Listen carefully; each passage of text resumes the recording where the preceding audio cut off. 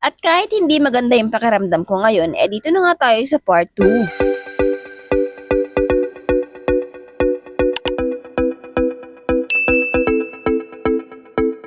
Hello, hi mga nay! Kung naaalala nyo, doon nga ako naputol sa may nagsasaing ako habang naglalaba, habang naglilinis sa loob ng bahay. At ito na nga yung continuation at sa labas na nga ako naglilinis. Dito yan sa may parteng sala namin kasi kita nyo naman puro kalat ng mga bata, puro papel, puro plastic. Kasi nga kapag wala ako, ang pinagkakaabalahan nila magsulat at maggawa ng eroplanong papel at magawa ng bangkang papel. Kaya madalas pag uwi ko talaga ng bahay, sandamakmak talaga yung kalat. Tinanggalan ko na nga rin pala ng punda itong mga unan sa sopa kasi nga lalabhan na. Next time nga, kapag nagka-extra ako, bibilhan ko talaga yan ng pare-pares na punda para naman uniform. At syempre, kapag huminto na sa pag-ikot yung washing, kailangan ko ang alisin yung mga damit doon at palitan ng bago para mapaikot ulit bago ako tutuloy sa paglilinis ko. Ngayong may trabaho na, once a week na nga lang ako nakakapaglinis. Minsan nga, hindi ko pa natatapos kasi gusto ko matulog lang ng matulog kapag day off ko. Pero kapag hindi ko naman nabawasan itong mga kalat, talaga namang masakit sa mata at masakit sa ulo. Kaya nga palagi kong sinasabi sa mga bata, pwede naman kayong magkalat. Basta kapag katapos nyo maglaro, magliligpit din kayo. Pero syempre, alam niya na, bata, kaya wala talaga tayong choice kundi maglinis pa rin. After ko ang maglinis, pinakain ko na rin tong mga bulinggitong kasi tanghali na rin. At mamaya-maya oras na ng pagtulog nila. Kaya naman pagkatapos namin kumain, sinama ko na rin sila sa baba para kapag nakaligo na sila, saka ako magbabanlaw. Inuna ko na silang paliguan bago ko magbanlaw kasi baka lamigin pa tong mga to at maglalaro pa to sa tubig. Nag-iiriyakan pa nga kami bago maligo dahil gusto nila mamaya na nga daw. Pero syempre, nanay ako kaya ako ang masusunod. Char.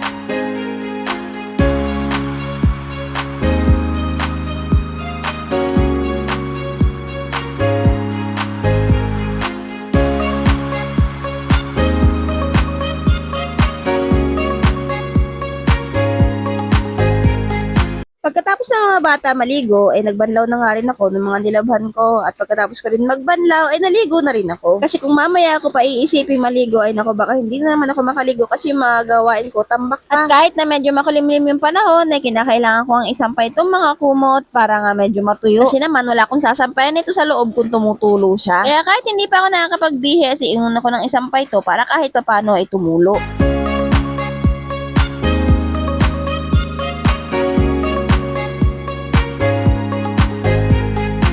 Ay natatanggal pa nga yung tukod ko at buti na lang alerto ako, hindi sumayad sa lupa yung mga nilabhan ko, Diyos mio. At eto nga, di pa pakita ko rin sa inyo yung itsura ng kaulapan ng mga oras na to.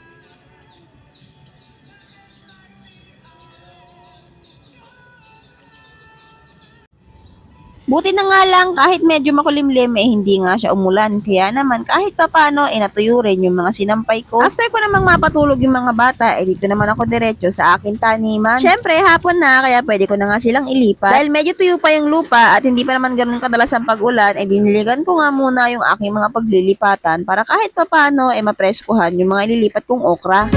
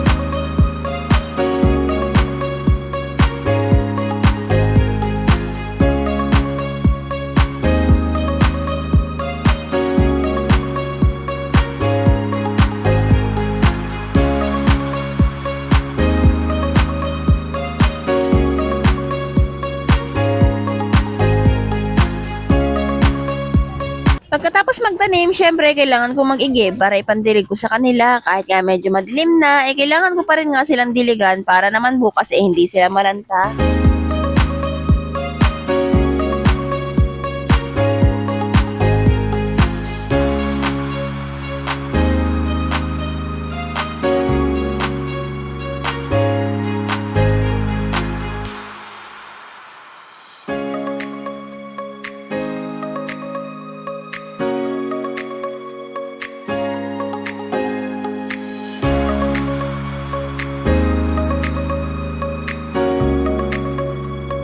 Pagkatapos ko sa garden, dito naman nga ako sa loob. Yung mga ginamit ko kasing tubig, galing sa washing, ipang-is ko nitong sahig namin. Sayang naman kasi kung itatapon ko lang at medyo magaspang na rin naman itong aming sahig, kaya kailangan na nga rin kuskusin. Noong mga time na to, wala si Kuya Bill at ang Macau, kaya naman yung dalawang bulinggit ang katulong ko sa paglilinis at pagliligpit dito.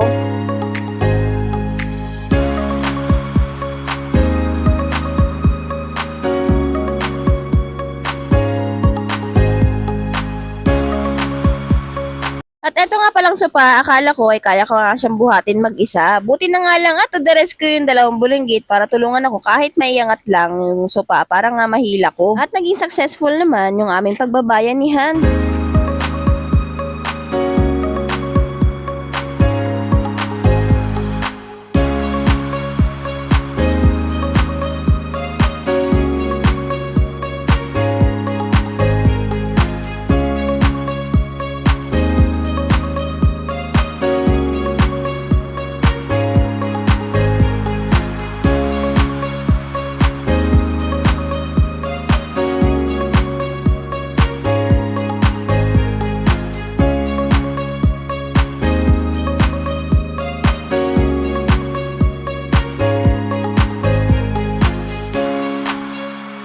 Sa pagbabalik ng sopa, syempre, kinakailangan ko pa rin yung powers ni Kuya Von. Kaya naman, to the rescue pa rin siya para tulungan ako kahit nahihirapan siya.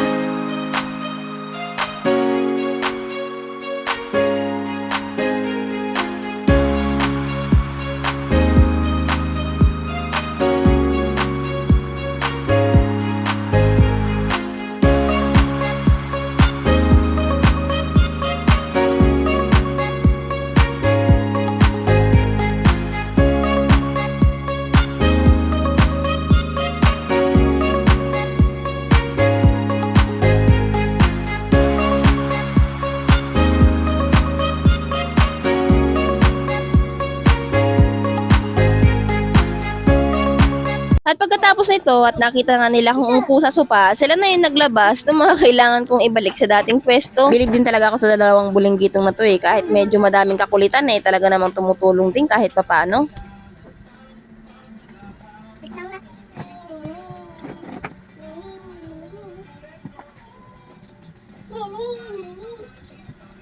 Dito sa ilalim yung iba kay Ampit ah. Ang fake mo, ang fake mo ko. Fake mo, fake mo. Ang fake mo, ang fake mo. Ang fake, fake, fake mo. Fake mo, fake mo, fake mo, fake mo. Fake mo. Ito.